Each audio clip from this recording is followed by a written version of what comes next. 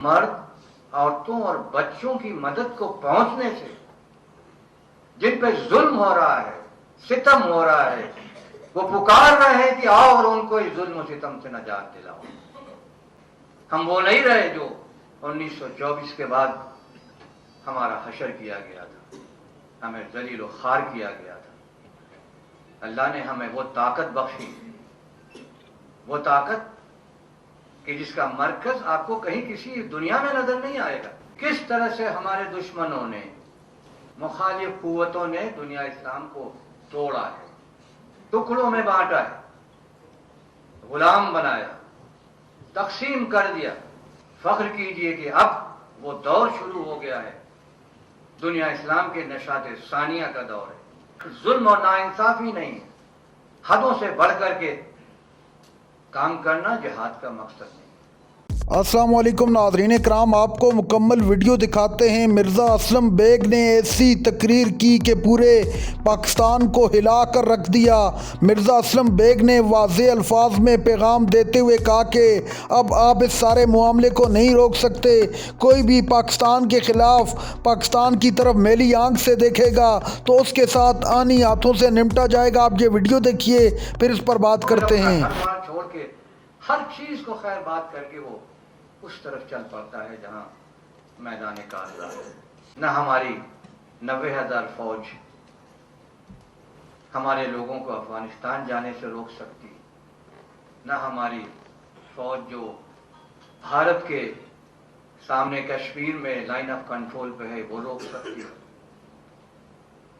इसलिए कि जब इंसान अपनी जान का नजराना लेके अल्लाह की रजा की तलाश में निकलता है तो उसका कद बड़ा बुलंद होता है। किस तरह से हमारे दुश्मनों ने, मुखालिफ कुव्वतों ने दुनिया इस्लाम को तोड़ा है, टुकड़ों में बांटा है, गुलाम बनाया, तकसीम कर दिया।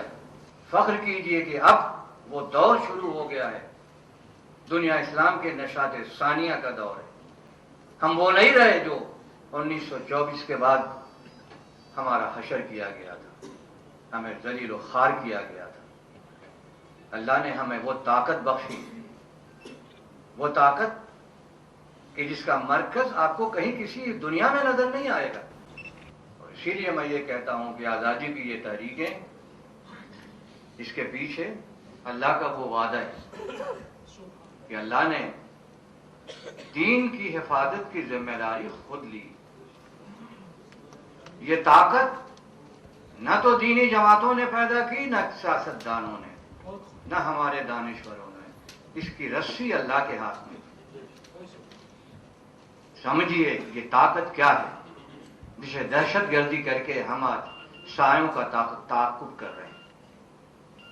ये हमारी ताकत है, दुनिया इस्लाम की ताकत है, हमारी इस उम्मत की ताकत है। जिहाद समझने की जरूरत है कि ये ताकत है क्या जो अल्लाह ने अता की है।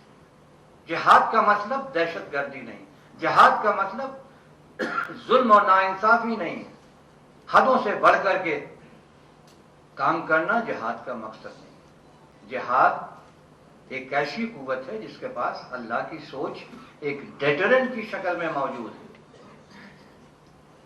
कलाम पाक में अल्लाह ताला का हुक्म है,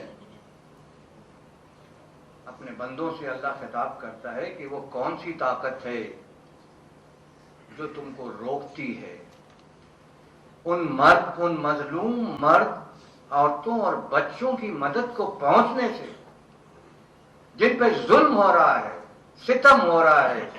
वो पुकार रहे हैं कि आओ और उनको इस जुल्म सितम से नजात दिलाओ। ये अल्लाह का हुक्म है। अल्लाह का ये हुक्म है, हर शख्स के दिल दिमाग पे नाजिल नहीं होता, चंद खुश नसीबों के दिल दिमाग पे नाजिल होता है। ये एक रोशनी है और जिस पे ये नाजिल लोग फिर अपना घर बार छोड़ के हर चीज को खैर बात करके वो उस तरफ चल पड़ता है जहां मैदान कारज़ा है।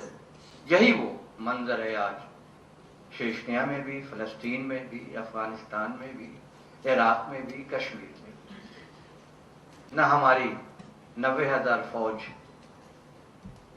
हमारे लोगों को अफगानिस्तान जाने से रोक सकती, न हमारी फौज जो भारत के सामने कश्मीर में लाइन ऑफ कंट्रोल पे है वो रोक सकती है, इसलिए कि जब इंसान अपनी जान का नजराना लेके अल्लाह की रजा की तलाश में निकलता है तो उसका कद बड़ा बुलंद होता है। आम इंसान उसके सामने कोई मानी नहीं रखता। ये आज हम इस मुकाम पर हैं, आज दुनिया इस्लाम इस मुकाम पर है, जो बेशक दुनिया इस्लाम का निशाते सानिया का दौर, दुनिया इस्लाम का इत्तेहाद ढूंढना है तो इलाकाई सतह पे छोटे छोटे इत्तेहाद बना लें, जिसकी तरजीहात हों कि हम अपने मफादात का, हमारे इक्तिसादी मफादात, अपने सियासी मफादात का तहफ़्फ़ुज़ मिल के करें। और जब इस तरह से पूरी दुनिया इस्लाम में 25-30 इत्तेहाद बन जाएं तो फिर ऊपर तंजीम मौजूद है, ओवैसी की तंजीम मौजूद है। ये इसीलिए बेकार है, नाकारा है कि उसको नीचे से सहारा नहीं मिलता। ये दो बुनियादी चीज़, बाकी हजार चीज़ें आप इसमें शामिल कर दें, जैसे साल साल से करते रहे हैं, कोई फर्क नहीं पड़ेगा। पहली चीज़ कि हम समझें कि ये हमारी नामहरूमी का दौर ख़त्म हो चुका है। ये दुनिया इस्लाम का निशात सानिया का दौर है।